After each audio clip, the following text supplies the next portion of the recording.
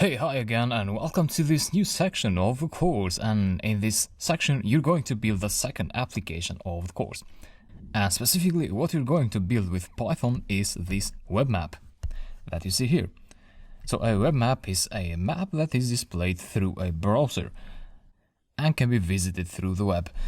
So this map was built with Python and Folium. Folium is a Python library, and the map has 3 layers. It has a base map layer,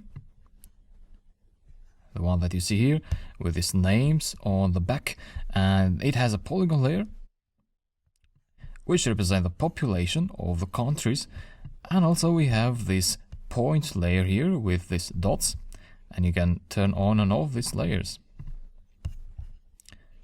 You also have these pop-up windows. So this is what you're going to build, and yeah, let's go ahead and do this. See you in the next lecture.